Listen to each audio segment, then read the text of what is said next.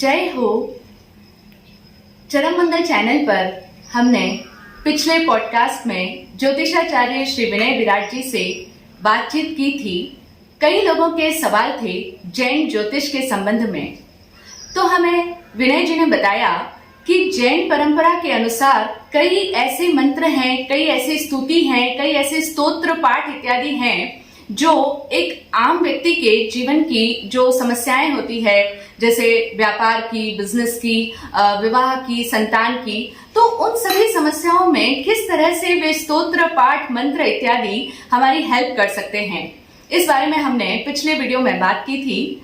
आज कई लोगों के सवाल आए हैं कि हमें कोई ऐसी सरल सी स्तुति या कोई ऐसा आसान सा पाठ बताइए जिससे हमारी पूरी जो जीवन है, उस जीवन की जो भी डेली रूटीन में हमारी समस्याएं आती है वो सब इजीली सॉल्व की जा सके। और फिर सबसे बड़ा एक ज्योतिष के लेकर के एक पार्ट आता है रेमेडी का पार्ट, कि मतलब कोई ऐसी रेमेडी जो कि करने में इजी हो, क्योंकि हम सब लोग जानते हैं कि कई ज्योतिषी, कई पंडित हमें ऐसे ऐसे उपाय बताते हैं जो कि करने थोड़े कठिन हो जाते हैं। तो क्या कुछ ऐसी आसान रेमेडीज नहीं है कि जिनको हम अपनी डे टू डे लाइफ में अपना करके हमारे सारे ही नवग्रहों को बैलेंस कर सकें? इस बारे में जब हमारी विनय जी से बातचीत हुई तो आपने बताया कि जैन परंपरा के अनुसार आपने एक नवग्रह स्तुति बनाई है। उस स्तुति का अगर एक इंसान प्रतिदिन पाठ करता है तो वह स्तुति हमारे सारे ही 9 ग्रहों को ही बैलेंस कर सकती है। तो आज हम इसी नवग्रह स्तुति पर चर्चा करेंगे। कैसी आपकी रचना है नवग्रह स्तुति, उसमें क्या भाव बताए गए हैं और किस तरह से वो हमारे लाइफ की हर समस्या को समाधानित करने में सक्षम होती है। तो आपने जैन नवग्रह स्तुति का निर्माण किया है। जैन नवग्रह स्तुति आखिर क्या है, इसका क्या कॉन्सेप्ट है और कैसे ये हमारी हर समस्या को सॉल्व करने में एबल है? देखिए, जो हमने चरम मंगल नवग्रह स्तुति बनाई है, इसको कोई भी व्यक्ति कर सकता है। जैसे कि आपका सबसे बड़ा कंफ्यूजन रहता है, हम जब वैदिक ज्योतिष में जाते हैं तो वहां पे मंत्र 2 तरह के बताए गए हैं। जैसे कि मान लीजिए कोई शनि का मंत्र है तो ओम सम शनिश्चराय नमः, और दूसरी तरफ है ओम प्राम प्रीम प्रोम शनिश्चराय ग्रह शांतिम करुम करुम स्वाहा।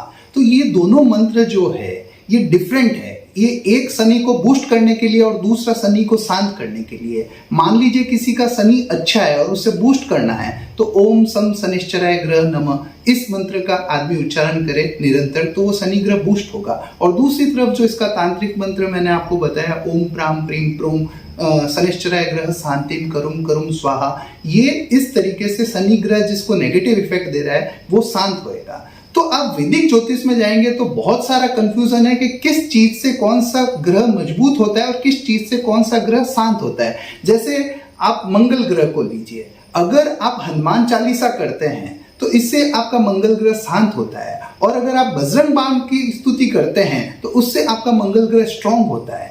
तो ये बहुत सारा कंफ्यूजन है। लोगों को लगता है कि हम क्या करें, हमारा मंगल अच्छा है या नहीं है, हमें उसे स्ट्रांग करना है या नहीं करना है। ये सारे कंफ्यूजन को हटाने के लिए हमने जो ये स्तुति बनाई है। अब मान लीजिए ये स्तुति 9 ग्रहों की है। आप मान लीजिए कि आपका सूर्य अच्छा है या बुरा है या नीच का है या शत्रु है या वीक है, 5 स्थितियों में आप अगर ये स्तुति करते हैं तो आपका वो ग्रह बेटर फल ही देगा। ये एक ऐसी स्तुति है जिसमें आपका ग्रह की पोजीशन देखने की जरूरत नहीं है, आपको ये पता करने की जरूरत नहीं है कि मेरा ग्रह स्ट्रांग करना है या कमजोर करना है। ये स्तुति आप करते हैं तो आपके 9 ही ग्रह शुभ फल होकर अपना शुभ फल देंगे। तो ये स्तुति एक पूरी बैलेंस करके जैन धर्म के हिसाब से बनाई गई है, जिसे आप प्रतिदिन 1 से 9 बार कर सकते हैं और आप इसका रिजल्ट महसूस करेंगे कि वाकई इसके कुछ अच्छे फायदे हैं। ये एक बहुत अच्छी बात है, क्योंकि जनरली हम सबको ये इतना कंफ्यूजन रहता है। हम अलग अलग पंडितों के पास में जाकर के अपनी कुंडली दिखाते हैं और तब कोई कहते हैं ये आपके नीच का है, ये आपका वीक है, इसको बूस्ट करो, इसका रत्न पहनो। बहुत कंफ्यूजन है, बहुत क्वेश्चंस आते हैं लोगों के। तो ये बहुत अच्छी बात है कि चाहे कोई भी स्थिति हो, हर स्थिति में ये नवग्रह स्तुति हमारे लिए कारगर है। तो इस नवग्रह स्तुति में सबसे पहले आपने बताया है, करूं जो मैं पिता को नमन, सुधरे मेरा सूर्य गमन, बढ़े आत्मबल प्रतिपल मेरा, पद्म प्रभु तेरा सुमिरन।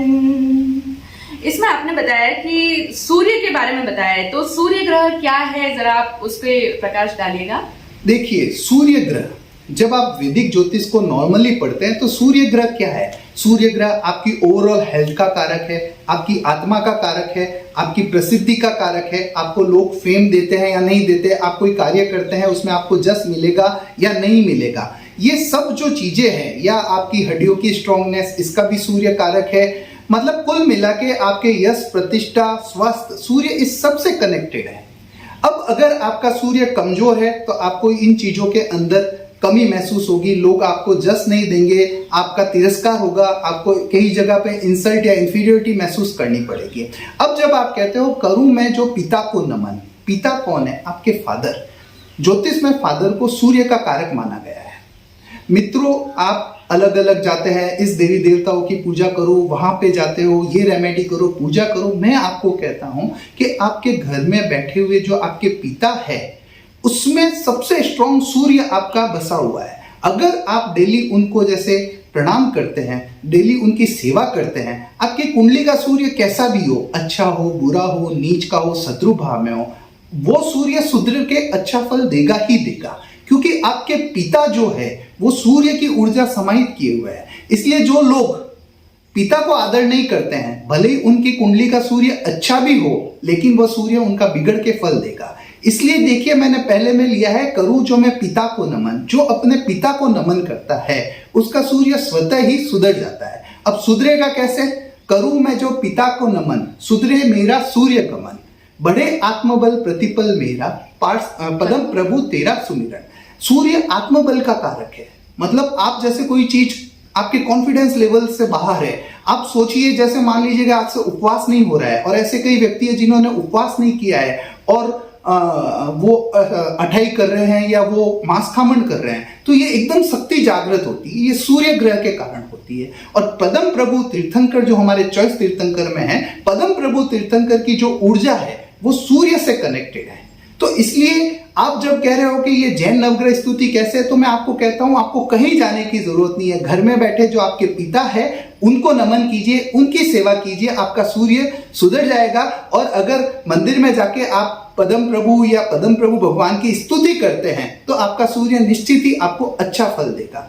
ये इस पहली गाथा का, जिससे सूर्य ग्रह सुधर सकता है, उसका अर्थ है और उसकी विवेचना है। बहुत सुंदर बात कही आपने।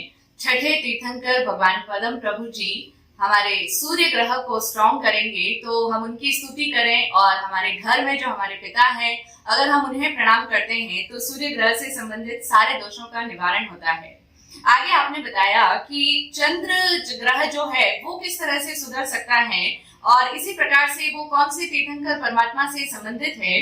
तो उसमें आपका दोहा कहता है, करूं जो मैं माता को नमन, सुधरे मेरा चंद्र गमन, बढ़े मनोबल प्रतिपल मेरा, चंद्र प्रभु तेरा सुमिरन। कैसे माता को नमन करने से चंद्र ग्रह हमारा सुधरता है? मित्र, ज्योतिष के अंदर चंद्रमा का कारक आपकी माता को मनाया है, माता को बताया गया। चंद्रमा से आपके इमोशंस देखे जाते हैं, चंद्रमा से आपकी केयरिंग देखी जाती है, चंद्रमा से आपकी जो मेंटल बनावट है, जैसे कुछ लोग डिप्रेशन में जाते हैं, कुछ लोगों का कॉन्फिडेंस अच्छा होता है, ये सब चंद्रमा ग्रह से देखे जाते हैं। अगर आपकी कुंडली का चंद्रमा वीक है, नीच का है, बिगड़ा हुआ है, और अगर आप अपनी माता को प्रणाम करते हैं, उनकी सेवा करते हैं, तो यकीन मानिए कि कुंडली का चंद्रमा वही का वही रहेगा। आपका जो चंद्रमा है वो ऑटोमेटिकली सुधर के आपको अच्छा फल दे देगा। इसका मैं आपको एक उदाहरण समझाता हूँ। एक व्यक्ति ने मेरे को कुंडली सजेस्ट की, अपनी कुंडली दिखाने के लिए मेरे पास आए। मित्रों, 92 के अंदर उनके पास इतनी समृद्धि थी कि 10 इंपोर्टेड गाड़ियां उनके घर के बाहर खड़ी रहती थी। फिर 2004 के बाद में उनकी माता का ध्यान हो गया। जब उनकी माता का ध्यान हुआ, उसके बाद में उस फैमिली का डाउनफॉल शुरू हुआ। वो ऐसा डाउनफॉल शुरू हुआ कि आज वो मतलब 2 टाइम की रोटी भी देख ले उसके लिए भी संघर्षरत है। तो वो अपनी स्टोरी मुझे बता रहे थे कि एक टाइम में हम शहर में टॉप के पैसे वालों में थे, और आज हमारी स्थिति ये हो गई। तो जब मैंने उनकी कुंडली देखी तो उनकी कुंडली के अंदर चंद्रमा बहुत बलवान था, लेकिन उनकी माता की मृत्यु हो गई। अब माता की मृत्यु होने से क्या होता है, आप जैसे समझिए कि आपके पिता की मृत्यु हो गया तो कहीं ना कहीं आपका सूर्य कमजोर हो जाता है। आपकी माता की मृत्यु हुई तो कहीं ना कहीं आपका चंद्रमा कमजोर हो जाता है। तो ऐसे में हम सजेस्ट करते हैं कि जो व्यक्ति यहाँ से चला गया है, आपके माता या आपके पिता, जब उनका जन्म दिवस आए तो उनके नाम से आप दान दक्षिणा करें, लोगों को भोजन करवाएं। इस तरीके से जब तक उनकी ऊर्जा अगर आपके साथ में रह रही है तो ये आपके ग्रह को बल देगी। जैसे कुछ लोग कहते हैं कि भाई हमारे तो पिता है ही नहीं तो हम नमन किसको करें, या माता नहीं है तो हम नमन किसको करें। आप उनकी फोटो को नमन कर सकते हैं, आप उनके नाम से अच्छा दान पुण्य कर सकते हैं, क्योंकि जितनी उनकी ऊर्जा यहाँ पे क्रिएटेड रहेगी उतना ही आपको फायदा रहेगा।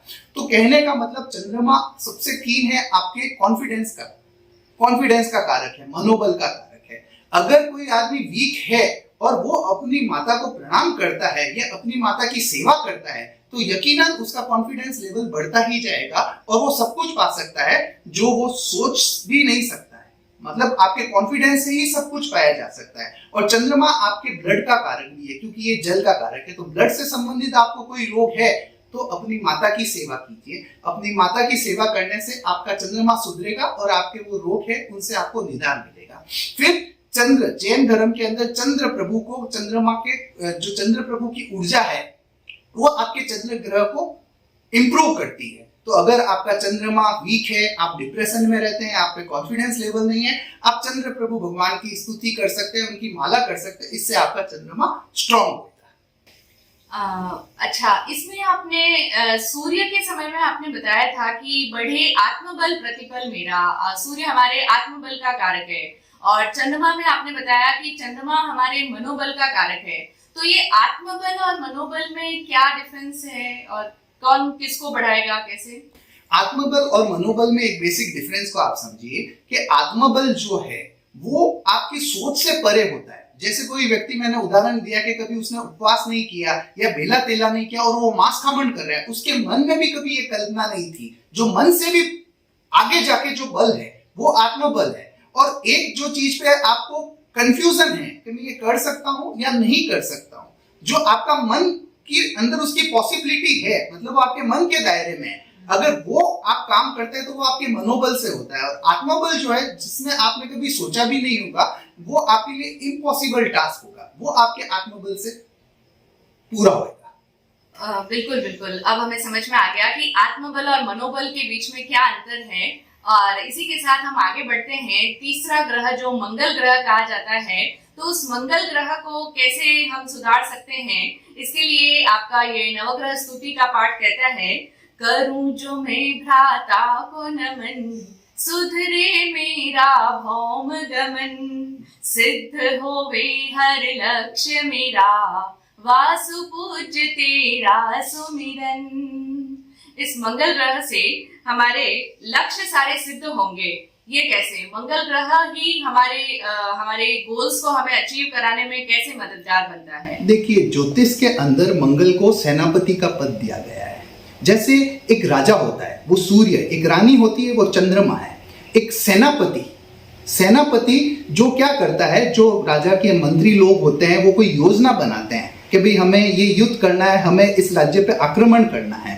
तो वो योजना तो सब गुरु ग्रह से कनेक्टेड है, मंत्री वगैरह जो भी आपके प्लानिंग वाले हैं वो सब गुरु और शुक्र से कनेक्टेड है। लेकिन जो एग्जीक्यूशन होगा, आप कोई प्लान करते हैं और उसको एग्जीक्यूट करना है, वो मंगल ग्रह से कनेक्टेड है। अब मान लीजिए कि आप प्लानिंग करते हैं और वो चीजें होती ही नहीं है, इसका मतलब कि आपका मंगल ग्रह वीक है, आपको उसको बूस्टअप करना होगा। अब वो बूस्टअप कैसे होगा? जैसे आपके भाई है या आपके पापा के भाई, जिसे अंकल कहते हैं, उसमें आपका मंगल ग्रह विराजित है। अब कुंडली में मान लीजिए आपका मंगल ग्रह वीक है, तो आप जो प्लान कर रहे हो और वो चीजें नहीं हो रही है, तो इसका मतलब कि आपको अपने भाई और अंकल की दुआएं लेने की जरूरत है, उनकी ब्लेसिंग्स चाहिए। इसलिए जब आप उनको नमन करते हैं, जब आप उनकी सेवा करते हैं, तो ऑटोमेटिकली आपका जो प्रैक्टिकल मंगल ग्रह है, एक तो कुंडली में बैठा हुआ है, प्रैक्टिकल मंगल ग्रह है, वो इंप्रूव होगा, उसे बल मिलेगा और जो आप योजना बना रहे हो वो एग्जीक्यूट होना शुरू होगी। और दूसरा, मंगल ग्रह आपकी इम्यूनिटी का कारक है। मंगल ग्रह आपकी इम्यूनिटी, ओवरऑल जो आपका विल पावर है, ओवरऑल जो आपके बॉडी की इम्यूनिटी है, ये मंगल ग्रह से देखी जाती है। अगर आप बार बार बीमार पड़ रहे हैं, अगर आपका विल पावर कमजोर है, तो आप अपने भाइयों को नमन कीजिए या अपने अंकल को नमन कीजिए या उनकी सेवा कीजिए, तो आपका जो प्रैक्टिकल मंगल है वो स्ट्रांग होगा। और अगर आप जैन तीर्थंकर में पूछें तो वास्तु पूज्य स्वामी, इसलिए आप देखिए कि कई लोगों की हेल्थ ठीक नहीं होती है तो जैन साधु संत वास्तु पूज्य जी की माला देते हैं कि वास्तु पूज्य भगवान की माला फेरो, इससे हेल्थ में इंप्रूवमेंट होगा। क्योंकि वास्तु पूज्य भगवान की जो ऊर्जा है वो मंगल ग्रह से कनेक्टेड है। और मंगल क्या है? आपका इम्यूनिटी पावर, आपका विल पावर, ये दोनों आपके स्ट्रांग होंगे अगर मंगल ग्रह आपका स्ट्रांग होगा। और मंगल ग्रह घर में बसा है आपके भाइयों के अंदर और मंदिर में बसा है वास्तु पूज्य भगवान के अंदर। ये तो बहुत ही अद्भुत बात कही आपने, क्योंकि आज हम देखते ही हैं जिस तरह के हमारे फैमिली में रिलेशंस में जैसे डिस्टर्बेंसेस चलते हैं, कई लोगों की अपने भाइयों के साथ बनती नहीं है, बाकी दुनिया के साथ उनके व्यवहार बड़े अच्छे होते हैं लेकिन भाई के साथ मनमुटाव चलता है, अनबन रहती है। तो अगर हमारा मंगल ग्रह वीक हो जाएगा अगर हमारा भाइयों के साथ नहीं बनता है तो। इसी तरीके से हम देख रहे हैं कि इसमें हर ग्रह को आप किसी न किसी हमारे रिश्ते नाते के साथ में कनेक्ट करके बता रहे हैं। इसी कड़ी में आगे जो दोहा आपका है वो बुध ग्रह से संबंधित है, जो इस प्रकार कहता है, करूं जो मैं बहनों को नमन, सुधरे मेरा बुध गमन, हर आवेग हो शांत मेरा, शांति प्रभु तेरा सुमिरन। बुध ग्रह को आपने बहनों से कनेक्टेड बताया, वो कैसे? जी देखिए, बुध ग्रह जो है वो किसका कारक है? वो आपके कम्युनिकेशन का कारक है, वो आपके ओवरऑल बिजनेस का कारक है।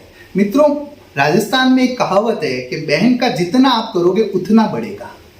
जैसे हमारे यहाँ पे मायरा होता है कि बहन के घर पे शादी हो बच्चों की तो उसके अच्छे से अच्छा मायरा करो। जब भी बहन घर पे आती है तो उसे हम अच्छे से उसकी अतिथि सत्कार करते हैं, जब वो जाती है तो उसे अच्छे से सीख देते हैं। तो बुजुर्ग कहते हैं कि बहन का जो आप कर रहे हो वो मल्टीपल होके आपको मिलेगा। तो बुध ग्रह जो है वो आपकी बहनों को और पापा की बहन जिसे आप बुआ कह सकते हैं, इन दोनों से कनेक्टेड है। जब आप बुध ग्रह आपका वीक है तो क्या होगा आप समझिए, आप जो पैसा अर्जन करेंगे ना वो स्ट्रेस के साथ में आएगा।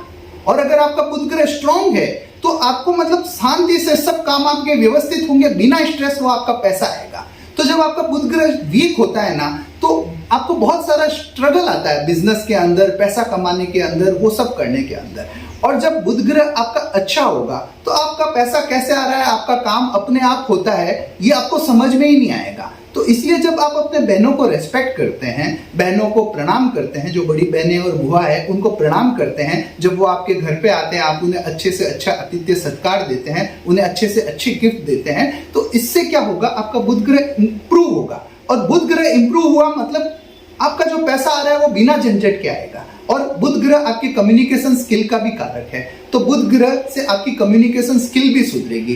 अब कई बार आपका बुध ग्रह वीक है तो आदमी को बिजनेस में उतना सक्सेस नहीं मिलता है, लेकिन ऐसे लोग अगर अपने बहनों की, अपने बुआ की अच्छी सेवा करें, अच्छा उनसे रिश्ता रखें, तो उनके बिजनेस में भी ऑटोमेटिकली फायदा होना शुरू हो जाएगा। और अगर आपको घर में बुध सुधारना है तो आपके बहन और बुआ है, और अगर घर के बाहर सुधारना है तो मंदिर में जाके शांतिनाथ भगवान की जो स्तुति करते हैं, मंत्र करते हैं, दर्शन करते हैं, उससे भी आपका बुध ग्रह सुधर जाएगा। सूर्य, चंद्र, मंगल, बुध, इन सभी ग्रहों के बारे में हमने जाना और बहुत इंटरेस्टिंग लग रहा है कि कैसे ये हमारे रिश्तों के साथ जुड़ा है और कैसे बहन को अगर हम ज़्यादा से ज़्यादा गिफ्ट्स देते हैं, उनका रिस्पेक्ट करते हैं तो हमारे व्यापार में उन्नति होती है। सचमुच बहुत ही आश्चर्यजनक बातें हैं ग्रहों का हमारे घर के परिवार के लोगों के साथ में संबंध। और मंगल बुध के बाद में ग्रह आता है जो सबसे बड़ा ग्रह कहलाता है गुरु ग्रह। उस बारे में आपका ये कहना है, करूं जो मैं गुरु को नमन, सुधरे मेरा गुरु गमन, छूटे जन्म मरण ये मेरा, आदिनाथ तेरा सुमिरन। तो इस गुरु ग्रह को आपने आदिनाथ भगवान के साथ में कनेक्ट किया है, और गुरु तो गुरु है ही, तो कैसे गुरु को वंदन करने से हमारा गुरु ग्रह सुधरता है? देखिए, ज्योतिष में गुरु ग्रह को सबसे इंपॉर्टेंट ग्रह माना है। इसका कारण समझिए, 12 घर होते हैं कुंडली में, 12 घर में से ये 5 घर का तो कारक होता है। पैसों का कारक है, संतान का कारक है, विवाह का कारक है, भाग्य का कारक है और व्यापार का कारक है। 5 तो भावों का ये कारक हो गया, और फिर 2 इसकी राशि जो धनु राशि और मीन राशि जिस घर में आएगी ये वहां का भी स्वामी हो जाएगा। तो ये सबसे इंपॉर्टेंट ग्रह माना गया है ज्योतिष में, जो गुरु ग्रह है। ठीक है, अब गुरु ग्रह से आपके संतान देखी जाती है, गुरु ग्रह से आपका विवाह स्थान देखा जाता है, आपकी शादी कैसे होगी, गुरु से आपका धन के अंदर जैसे आपकी एसेट्स हो गई सारी, जो आपके घर में सोना चांदी जमीनें म्यूचुअल फंड, ये सब गुरु से देखा जाता है। ठीक है, अब गुरु ग्रह अगर आपका वीक है या वो कमजोर है तो इन सब चीजों में आपको कमी महसूस होगी। तो अब आप ज्योतिष के पास जाएगा तो ज्योतिष कहेगा कि आप पुखरास धारण करो, कोई कहेगा कि आप गाय को गुड़ का दान करो, कोई कहेगा कि आप गुरु के मंत्रों का जाप करो। इसका सबसे सिंपल उदाहरण, अगर आपका भाग्य आपका साथ नहीं दे रहा है, आपके पास में पैसा नहीं है, आपको संतान की समस्या है या आपके विवाह में देरी हो रही है, विवाह जीवन अच्छा नहीं है, जीवन में एक गुरु को लेकर आ जाओ। वो कहते हैं ना कि गुरु और भगवान सामने खड़े हैं तो मैं किसको नमन करूं? तो कहते हैं कि गुरु को नमन करो जिसने भगवान को जानने का रास्ता दिखाया। तो ये चीज समझिए कि आपको पुखरास धारण करने की जरूरत नहीं है, आपको व्रत करने की जरूरत नहीं है, आप जीवन में एक गुरु को प्रवेश दे दीजिए। अगर आपके जीवन में एक गुरु आ गया तो ऑटोमेटिकली आपका गुरु ग्रह है वो एकदम स्ट्रांग हो जाएगा। गुरु ग्रह एकदम स्ट्रांग हो जाएगा तो ऑटोमेटिकली आपके उन चीजों के अंदर आपको इजीनेस आएगी, आपका पैसा आना शुरू हो जाएगा, आपका भाग्य का उदय हो जाएगा। सबसे भाग्य का कारक ग्रह है गुरु। अगर आपको अपना भाग्य जगाना है तो जीवन में एक गुरु को लेके आ जाओ। फिर मैंने इससे आदिनाथ से क्यों कनेक्ट किया? देखिए, हमारे प्रथम तीर्थंकर है आदिनाथ भगवान, जिन्होंने लोगों को असी मसी कृषि सब करना सिखाया। उस समय लोगों को नहीं आता था कृषि कैसे करना है, कैसे व्यापार करना है, ये सब करना है। तो आदिनाथ भगवान की ऊर्जा में ही संपन्नता है। जैसे हमारे तीर्थंकरों में फर्स्ट तीर्थंकर आदिनाथ भगवान को माना है श्रेष्ठ, मतलब सबसे पहले। उसी तरीके से ज्योतिष में गुरु ग्रह को सबसे मतलब कारक माना, जैसे 5 कारक है और 2 का स्वामी है, तो सबसे इंपॉर्टेंट ये ग्रह है। और तीर्थंकरों में जो सबसे पहले तीर्थंकर आदिनाथ है, इन दोनों की ऊर्जाओं का कनेक्शन है। जैसे अगर आप भक्तांबर का पाठ करते हैं तो उससे भी आपका गुरु ग्रह, बृहस्पति ग्रह कहते हैं इसे भी, वो सुधरेगा, उसे बल मिलेगा और आपकी इन सब चीजों में, धन के अंदर, संतान के अंदर, शादी के अंदर, व्यापार के अंदर, भाग्य के अंदर, हर तरीके से आपके उन्नति होना शुरू हो जाएगी। ये गुरु ग्रह की महत्ता है। हाँ, इसीलिए कई बार लोग बताते हैं अपने एक्सपीरियंसेस कि हमने जब से अपने गुरु को बनाया है, हम हर साल गुरु के दर्शन करने जाते हैं, उनके आशीर्वाद से आज हमारे यहाँ पे बहुत बढ़िया सब सुख शांति समृद्धि है। पहले नहीं था, लेकिन जब से गुरु बनाए और गुरु के हर साल हम जाते हैं तो उससे बहुत बढ़िया रहता है। तो मतलब कहने का कि गुरु के दर्शन करने से और जीवन में गुरु के होने से ही हमारे जीवन में कोई तरह की कमी नहीं रहेगी। और इसी तरह से हम सुनते हैं कि जो बृहस्पति थे वे तो देवताओं के गुरु थे और जो दानवों के गुरु हैं वे हैं शुक्राचार्य। तो शुक्र ग्रह भी हमारा बहुत ही सबसे ज्यादा चमकदार ग्रह है। इसके बारे में आपका कहना ऐसा है, करूं जो मैं सृष्टि को नमन, सुधरे मेरा शुक्र गमन, प्रेममय हो हृदय मेरा, सुपार्श्व प्रभु तेरा सुमिरन। इस शुक्र ग्रह के बारे में आप विस्तार से समझाइए। देखिए, हमेशा व्यक्ति की फितरत होती है कि वो अपने जीवन की कमियों पे फोकस करता है।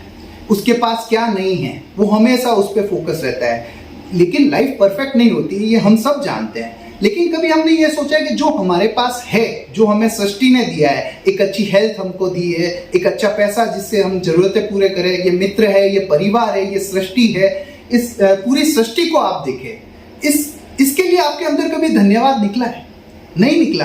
आप देखिए कि अगर आपकी कुंडली का शुक्र वीक है या वो नीच का है तो आपके जीवन में कंप्लेंट्स ज्यादा रहेगी। आपको लगेगा मेरे जीवन में ये नहीं है, मेरी हेल्थ अच्छी नहीं रहती है, मेरे पास पैसा नहीं है, आपके अंदर कंप्लेंट्स रहेगी और वो कंप्लेंट करने से आपका शुक्र और ज्यादा वीक हो जाएगा। तो इसलिए जो व्यक्ति जब सुबह उठता है और कहता है वाह क्या जिंदगी है, ये जिंदगी तो एक वरदान है, तो जब आप ये कहते हो तो आप किसको नमन कर रहे हो? सृष्टि को नमन कर रहे हो। जब आप धन्यवाद कह रहे हो, उस सृष्टि को नमन कर रहे हो। ईच एंड एवरी टाइम जब आप थैंक यू कहते हो, धन्यवाद कहते हो, आपका शुक्र ग्रह, जो प्रैक्टिकल शुक्र ग्रह है, वो आपका स्ट्रांग हो जाएगा। तो इसलिए जब आप पॉजिटिव होते हो, जो सारी वेस्टर्न साइंस है कि आदमी जितना पॉजिटिव रहेगा, लॉ ऑफ अट्रैक्शन उसके जीवन में उतनी खुशियां लाएगा, तो उसके पीछे वो शुक्र की थ्योरी है। शुक्र की सीधी सी थ्योरी है कि तुम जो है उसको देखो। उसके लिए जब तुम धन्यवाद महसूस करोगे तो आपका शुक्र ग्रह इंप्रूव होगा और वो आपको और अच्छे फल देगा। इसलिए जब आप घर में बैठे हैं, शुक्र सुधारना चाहते हैं, तो धन्यवाद, सृष्टि के प्रति धन्यवाद, जो आपको मिला उसके प्रति धन्यवाद। और जब आप मंदिर में जाते हैं तो सुपार्श प्रभु जो हमारे तीर्थंकर है, उनकी ऊर्जा में शुक्र ग्रह संपन्नता की ऊर्जा फैली हुई है। जब आप वहां नमन करते हैं तो आपका शुक्र ग्रह इंप्रूव हो जाएगा। अच्छा, कई लोग कहते हैं कि हमारे शुक्र ग्रह का हमारे कारक होता है हमारी जो वाइफ है, पत्नी को अगर हम खुश रखते हैं तो उससे भी हमारा शुक्र ग्रह पावरफुल होता है। तो ऐसा है कि शुक्र ग्रह का पत्नी से संबंध है? बिल्कुल बिल्कुल, जैसे कि इसमें कहा है कि प्रेममय हो हृदय मेरा। तो जो जिंदगी में प्रेम है, खुशी है, जो भी रोमांच है जिंदगी में, जब आप अच्छा महसूस करते हो, प्लेजरेबल महसूस करते हो, वहां सब शुक्र की ऊर्जा है। तो जब आप पत्नी है, जो आपकी जीवन संगनी है, उसके साथ आप जब हाईएस्ट खुशियों के पल महसूस करते हो, तो बेसिकली उसको ज्योतिष में शुक्र का कारक माना गया है। तो अगर आपको पत्नी अगर आपकी खुश है और पत्नी को आपसे शिकायत नहीं है, तो ये मान के चलिए कि आपका शुक्र ग्रह जो है वो आपको अच्छा फल देगा। उसको लक्ष्मी भी कहा गया और लक्ष्मी का भी कारक शुक्र ग्रह ही है। तो शुक्र ग्रह पत्नी से कनेक्टेड है। बिल्कुल, बहुत सुंदर बात है। तो अब गुरु और शुक्र ग्रह, ये दोनों जो गुरु हैं, दोनों ही देवताओं के और दानवों के, इनके पश्चात अब सबसे जो हमारे लिए एक बहुत ही खौफनाक जो ग्रह कहलाता है, शनि ग्रह, जिससे कि हर इंसान डरता है। शनि के 7.5 चल रही, शनि का ये चल रहा समय मुश्किल से ढैया। तो इस शनि के बारे में आपका कहना ऐसा है, करूं जो मैं वृद्धों को नमन, सुधरे मेरा शनि गमन, सेवामय हो हृदय मेरा, मल्लिनाथ तेरा सुमिरन। शनि को आपने वृद्धों के साथ में जोड़ा है, तो वो कैसे? देखिए, मैं आपको एक चीज कहता हूँ, हो सकता है मेरे इस कथन से कई लोग एग्री ना करें। जब से वृद्धों की सेवा कम हुई है, या जीवन में हमने अपने पेरेंट्स या ग्रैंड पेरेंट्स की सेवा कम की है, अब नोटिस कर लीजिए उसके बाद में कैंसर जैसी और किडनी फेलियर जैसी बड़ी बीमारियां होना शुरू हो गई। आप ये समझिए, आपके जीवन में जो भी बड़ी बीमारी हो रही है उसका कारक शनि ग्रह है। ज्योतिष में शनि को दुख का कारक ग्रह माना गया, जो आपके जीवन के दुख, जो आपके अशुभ कर्मों का फल देगा। अब पहले क्या होता था कि व्यक्ति सेवा करता था लोगों की, जब कोई बीमार पड़ रहा है तो उसकी सेवा करता था। तो जब भी आप किसी की सेवा करते हैं तो आपका शनि ग्रह इंप्रूव होता है। जब भी, भले ही वो आपके पेरेंट्स हो, और वृद्धों के अंदर तो शनि बसा है, मतलब कहने का मतलब जो भी 60 साल से ऊपर है, तो ऑटोमेटिकली समझ लीजिए कि उनको घुटनों की प्रॉब्लम, कमर की प्रॉब्लम, या उनका बॉडी का स्लो होना, ये स्वतः होता है। तो इसका मानना है कि 60 साल के बाद में व्यक्ति के जीवन में शनि ग्रह एक्टिव हो जाता है। तो जब आप वृद्धों की सेवा करते हो, भले ही आपके घर में वृद्ध है, उनकी सेवा कीजिए। अगर नहीं है तो महीने में एक बार वृद्धाश्रम जाकर आप उनकी सेवा करते हैं, तो आपके जो जीवन में शनि की 7.5 है, या शनि की महादशा, अंतरदशा, जो आपको ट्रबल दे रही है, जो आपको बड़ी बीमारी दे सकती है, जो आपको लॉस दे सकती है, ये सब चीजें में आप चेंजेस कर सकते हो। आपका प्रैक्टिकल शनि इंप्रूव हो जाएगा। बस आपको क्या करना है, घर में जो वृद्ध है या जो भी वृद्ध आपके कांटेक्ट में, उनकी सेवा कीजिए। भले तन से हो, मन से हो, धन से हो, किसी भी रूप में उनकी सेवा आप करेंगे तो आपके कुंडली में अगर शनि नेगेटिव भी है, वो कोई आपके अशुभ कर्मों का फल भी देना चाह रहा है, तो वो बदल जाएगा। इसलिए घर में जो वृद्ध है या जो भी वृद्ध आपके आसपास है, उनकी सेवा करने से शनि ग्रह सुधरता है। और मंदिर में जब मल्लिनाथ भगवान की जब आप स्तुति करते हैं, उनकी माला करते हैं, तब आपका शनि ग्रह इंप्रूव होता है। तो आज समझ में आया कि जब से हमारे यहाँ पर बुजुर्गों की सेवा बंद हुई है, या बहुत कम लोग रह गए हैं जो इस तरह से वृद्धों का आदर सत्कार मान करते हैं, तभी से ये सब देखने आए हैं कि इतनी बीमारियां, या ये शनि ग्रह का ये प्रॉब्लम, शनि का ये ट्रबल, ये सब इतना हम सुन रहे हैं। तो कितना इजी उपाय है कि हम हमेशा ही वृद्धों के प्रति हमेशा सेवा भाव हृदय में रखें, क्योंकि शनि सेवा का कारक कहा जाता है। तो सेवा से शनि देवता प्रसन्न होते हैं। और फिर इसके बाद में और जो ग्रह आते हैं, राहु केतु, जिनको छाया ग्रह कहते हैं, उनके बारे में आपने इस तरह से बताया, करूं जो मैं अतिथि को नमन, सुधरे मेरा राहु गमन, जीवन समृद्ध होवे मेरा, अरिष्ट नेमि तेरा सुमिरन। तो राहु को अरिष्ट नेमि भगवान से जोड़ा है। और इसका क्या है, राहु आखिर है क्या, क्यों इससे हम सब इतना डरते हैं?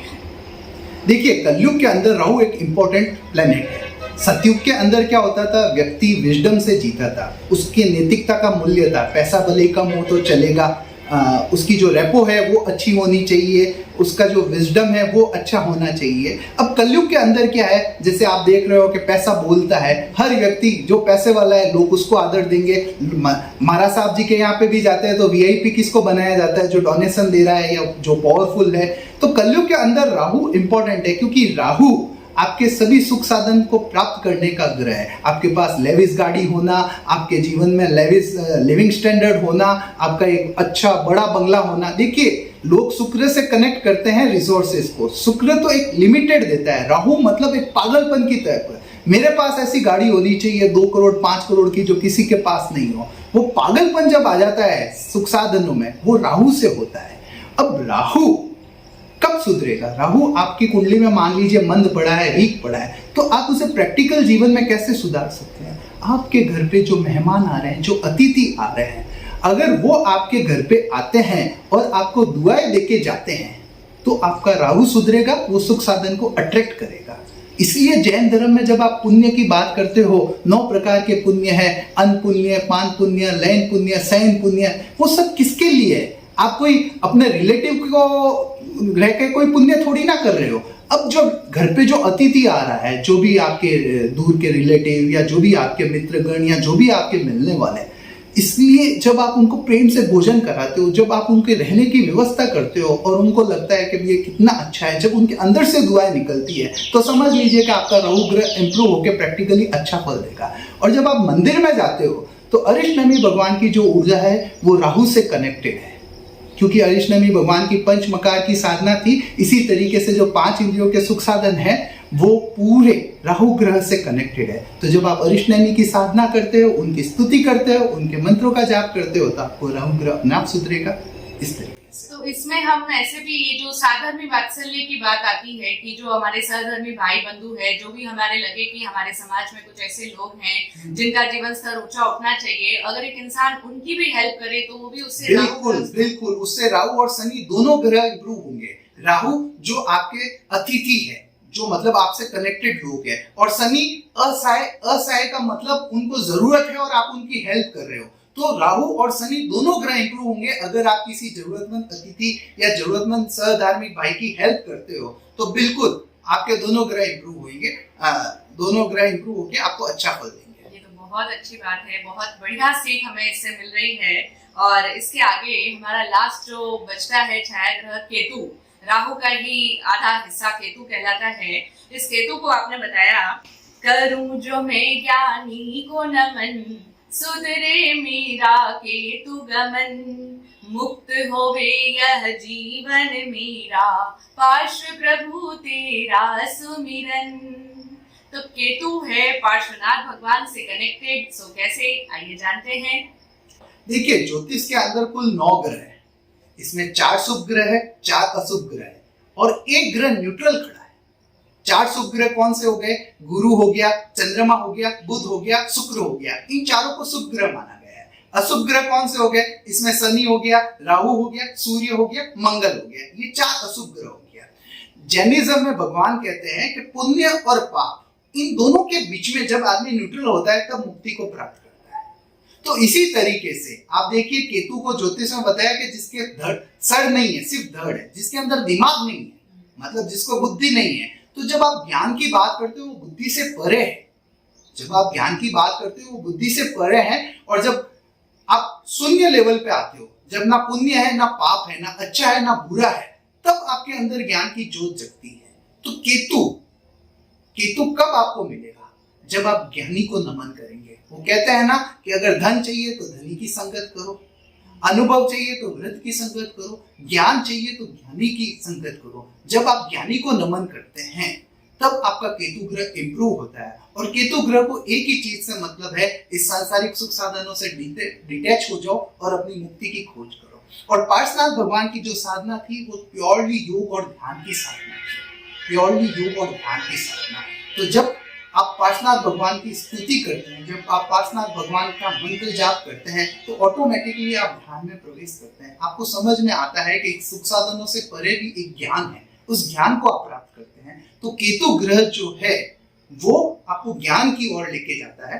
तो जब आपके समकक्ष कोई ज्ञानी है उनकी सेवा कीजिए, उनको प्रणाम कीजिए, और जब आप मंदिर में पार्श्वनाथ भगवान की स्तुति करते हैं तो आप में ज्ञान की ज्योत जगती है। तो ये केतु ग्रह से कनेक्टेड है। और इस तरह से केतु को ज्ञानी से जोड़ा है कि जिसको भी अगर जीवन में सच्चा ज्ञान चाहिए तो वो केतु ग्रह की भी आराधना कर सकते हैं। और ज्ञान हमारी बुद्धि से परे है। बहुत अच्छी बात आज हमें सुनने को मिली। तो इस तरह से 9 ग्रहों का विश्लेषण हमने सुना और अंत में आप कहते हैं, करे विनय विराट नमन, पहुँचे सब ही अपने चरम, जागृत होवे चेतन मीरा, शांति गुरु तेरा सुमिरन। इसमें तो आपने चरम लक्ष्य की अपनी बात कर दी है कि सब ग्रहों के पश्चात कैसे हम अपने पूरे जीवन को बैलेंस करें और किस तरह से हमारे जीवन में ये नवग्रह स्तुति पूरी हमारे जीवन में आत्मसात हो जाए। तो इस बारे में आपका बहुत ही सुंदर विश्लेषण रहा और इसे भी आप अंत में इस दोहे को भी समझाई दीजिए। देखिए, इसमें मेरे 3 गुरु का नाम आया हुआ है। एक मेरे विराट गुरु जी, जिनसे मैंने सारा ज्ञान लिया, सब कुछ सीखा।